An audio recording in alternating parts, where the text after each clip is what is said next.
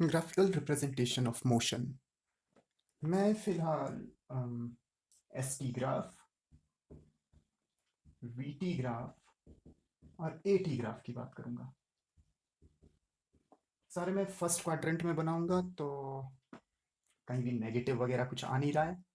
देखिए, जो अगर एस डिस्टेंस हुआ तो डिस्टेंस हमेशा पॉजिटिव होगा। डिस्प्लेसमेंट का ग्राफ हुआ तो उसमें नेगेटिव डिस्प्लेसमेंट भी एक्सेप्टेड है। और वैसे ही वेलोसिटी में पॉजिटिव नेगेटिव दोनों एक्सेप्टेड है, जबकि अगर स्पीड का होगा तो वो positive I mean first quadrant में ही बनेगा। तो यहाँ पे मैं सारे ग्राफ फर्स्ट क्वाड्रेंट में बनाऊंगा। तो इसलिए अगर मैं कहीं पे स्पीड को वेलोसिटी या वेलोसिटी को स्पीड कहूँगा तो उसे एक ही मीनिंग माना जाए। और जैसे मैं बार बार कह रहा हूँ, मोशन इन वन डायमेंशन की बात करेंगे और मैं उसमें भी एक ही डायरेक्शन में बढ़ने वाली ऑब्जेक्ट को कंसीडर करूंगा। तो ग्राफिकल रिप्रेजेंटेशन में सबसे पहला ग्राफ जो मैं बना रहा हूँ वो मैं बना रहा हूँ यूनिफॉर्म मोशन के लिए।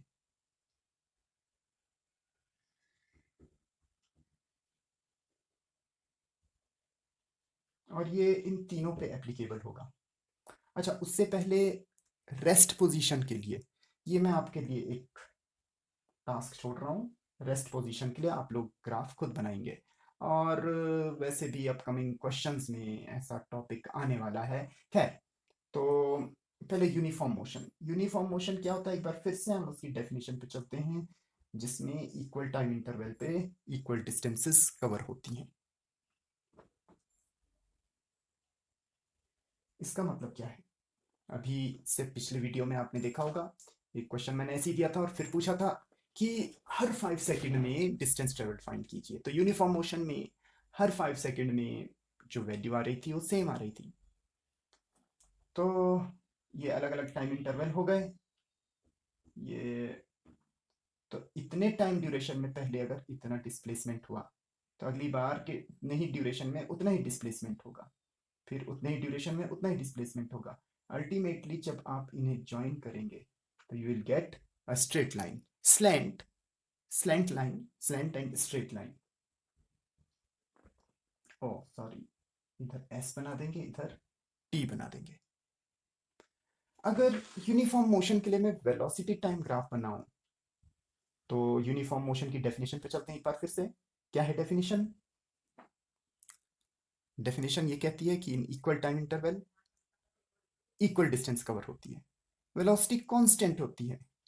और वेलोसिटी कांस्टेंट होती है, इसका क्या मीनिंग हुआ? इसका मीनिंग ये हुआ कि वेलोसिटी की अगर कुछ वैल्यू थी तो वो उतनी ही रहेगी। तो मान लिया वेलोसिटी की ये वैल्यू थी, तो ये कांस्टेंट रहेगी, ये चेंज नहीं होगी। और इसके लिए एक्सेलरेशन टाइम ग्राफ अगर हम ड्रॉ करते हैं, एक्सेलरेशन और टाइम, तो यूनिफॉर्म मोशन में एक्सेलरेशन 0 होता है, तो ये ग्राफ खाली जाएगा। अपनी समझ के लिए इसको थोड़ा डार्क ज़्यादा कर दो। There is no acceleration.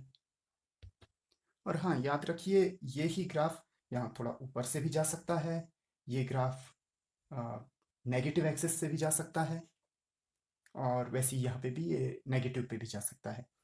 अगर हम वेलोसिटी और कुछ रेफरेंस पॉइंट्स के हिसाब से कंसीडर करें, जिसमें पॉजिटिव नेगेटिव डिस्प्लेसमेंट हम अपनी तरफ से एज्यूम कर सकते हैं। एनीवे, दूसरा case, non uniform motion with uniform acceleration. Displacement कैसे वेरी करेगा?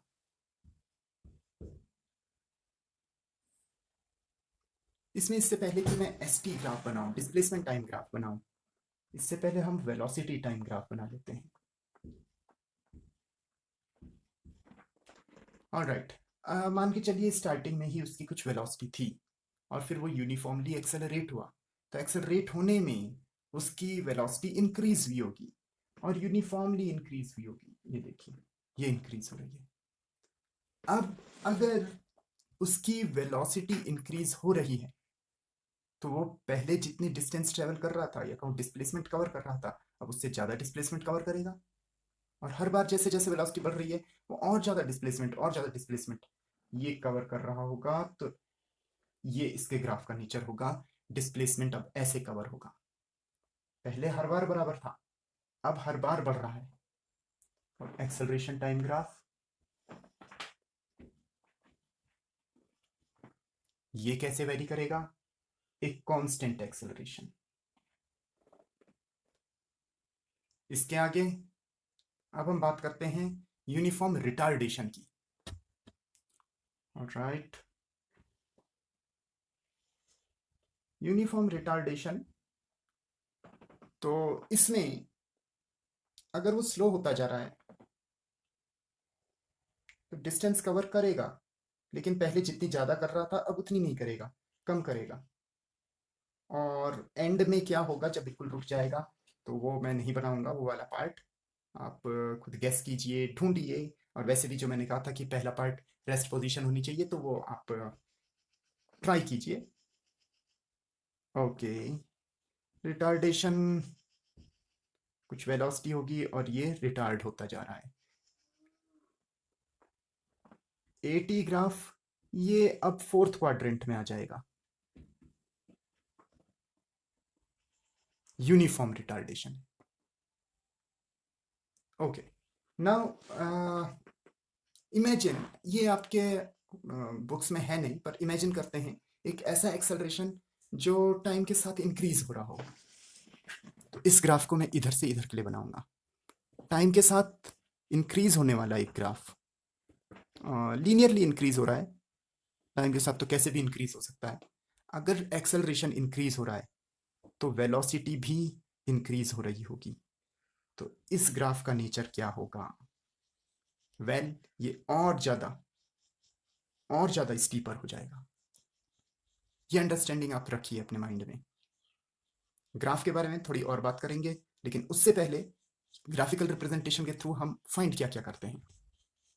एसटी ग्राफ, एसटी ग्राफ का अगर आप स्लोप निकाल लेंगे तो वो स्लोप आपकी वेलोसिटी के बराबर हो जाएगा।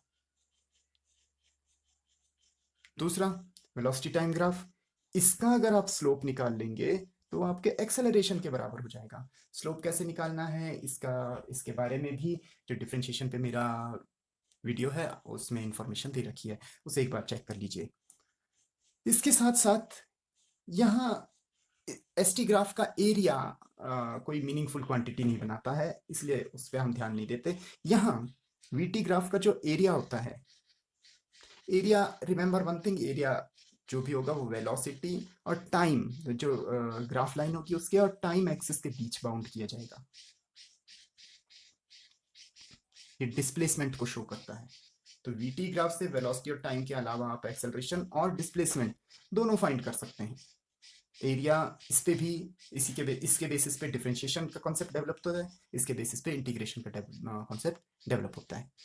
यहाँ इसका स्लोप वगैरह कोई मीनिंगफुल नहीं है, लेकिन इसका एरिया चेंज इन वेलोसिटी को शो करता है।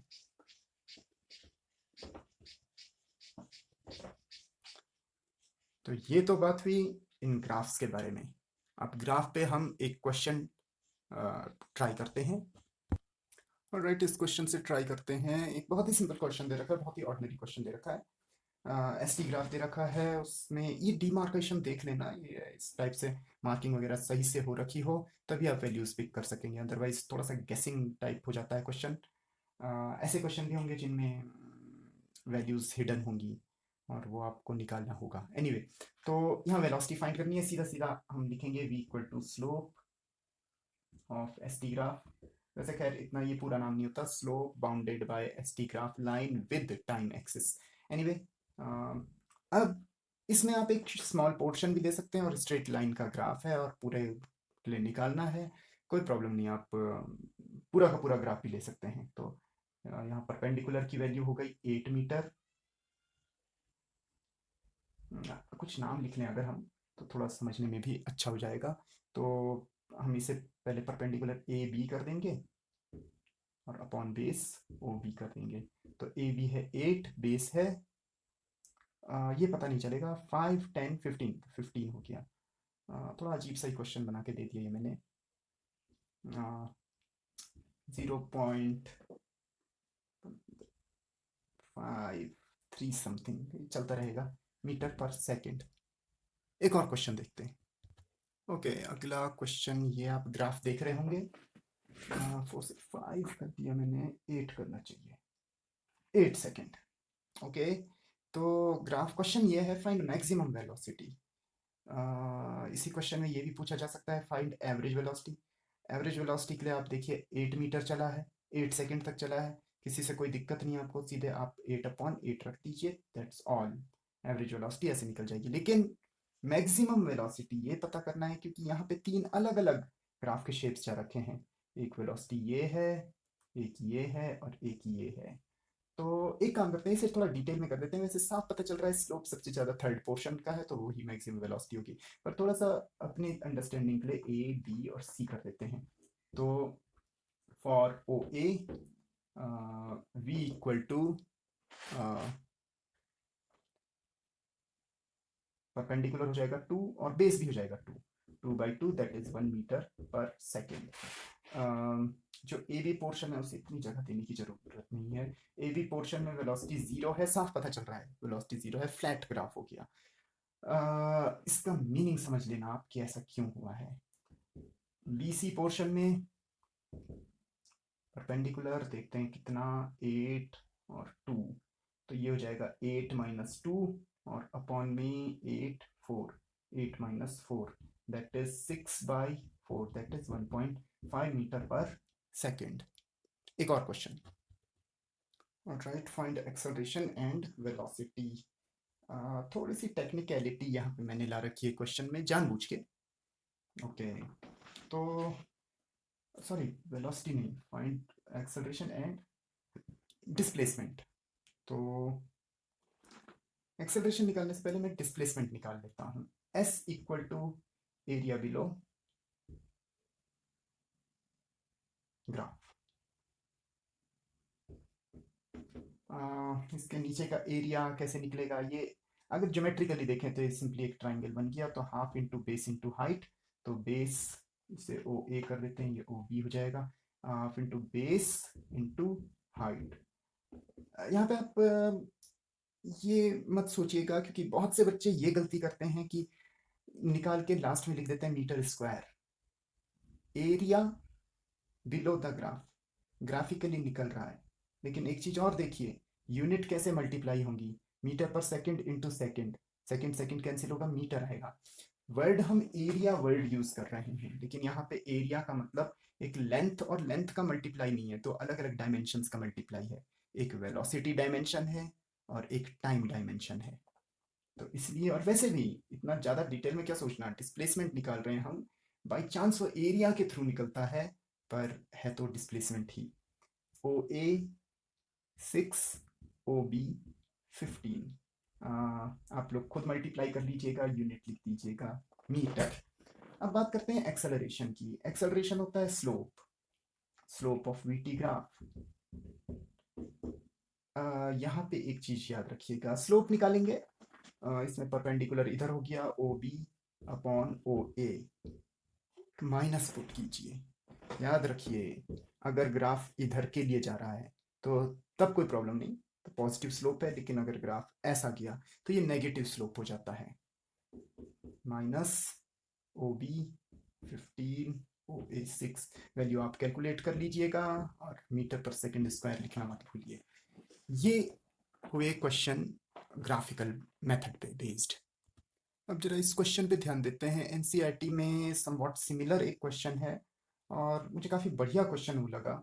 इस क्वेश्चन में ये कहा जाता है कि find displacement between 5 to 8 seconds, 5 से लेके 8 सेकेंड के बीच का डिस्प्लेसमेंट फाइंड करना है। रियली रियली एक ऐसा क्वेश्चन जिसमें और डिमार्केशन कहीं हो नहीं रखा, केवल एक वेलोसिटी दे रखी है, पीक वेलोसिटी 10 मीटर पर सेकंड, उसके अलावा कोई मार्किंग नहीं है इसकी कितनी है, इसकी कितनी है, आप अपने मन से रख भी नहीं सकते। अब ऐसे क्वेश्चंस को करने का तरीका क्या होगा, कुछ स्टेप्स हैं वो फॉलो करेंगे हम। इसे ए कर देते हैं, इसे बी कर देते हैं। वैसे तो ये एक्सेलरेशन निकालने के बाद फिर हम बहुत इजीली फाइंड कर सकते हैं, 5 से 6 के बीच का निकाल सकते हैं और 6 से 8 के बीच का निकाल सकते हैं, और दोनों को ऐड कर सकते हैं। यहाँ भी एक्सेलरेशन निकालना पड़ेगा, यहाँ भी एक्सेलरेशन। लेकिन अगर हम प्योरली ग्राफिकल मेथड को फॉलो करें तो कैसे करेंगे? प्योरली ग्राफिकल मेथड को फॉलो करते हुए हम एक काम करेंगे। सबसे पहले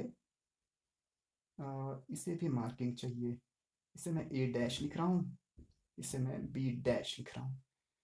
तो देखिए स्लोप कांस्टेंट है, यहाँ से यहाँ तक स्लोप कांस्टेंट है। It means A dash upon O A dash, A dash upon O A dash is equal to B B dash upon O B dash. हमारा मकसद क्या है? हमारा मकसद है ए डैश की वैल्यू फाइंड करना। तो ए डैश, अच्छा ये भी क्यों, ए डैश की वैल्यू फाइंड करना भी क्यों, वो आप आगे अभी समझ जाएंगे। ओ ए डैश की वैल्यू है 5 सेकेंड, ये गिवन है एक्चुअली, इसलिए हम कह सकते हैं 5 second. B B dash 10, O B dash 6, तो ए डैश ये हो जाएगा 50/6 मीटर पर सेकेंड। एक्चुअली इस पॉइंट की वेलोसिटी आ गई 50/6 मीटर पर सेकेंड। दूसरा, अब इधर देखते हैं, इसे मैं सी डैश कर देता हूं, तो वंस अगेन और इसे डी कर देते हैं। तो C dash upon C dash D is equal to B dash upon B dash D. C dash हमें निकालना है, सी डैश डी 4 है, बी डैश एज यूजल 10/6, तो ये हो जाएगा C dash equal to 40/6 metre पर सेकेंड।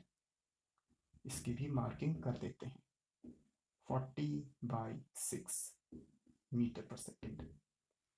ओके, तो अब हमें, हमारे पास दो ट्रेपेजियम्स हैं, एक ये रहा और एक ये रहा।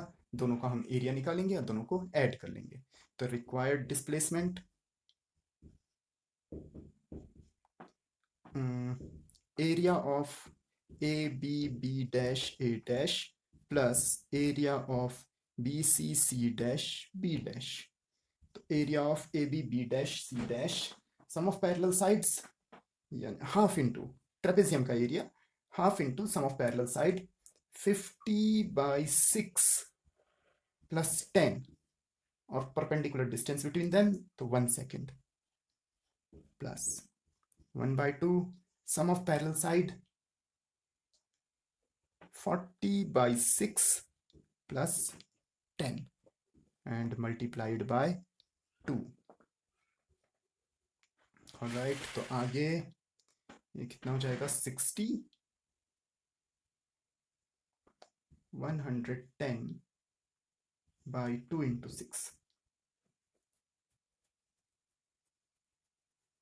प्लस दोनों कैंसिल हो जाएंगे, तो ये बचेगा 100/6।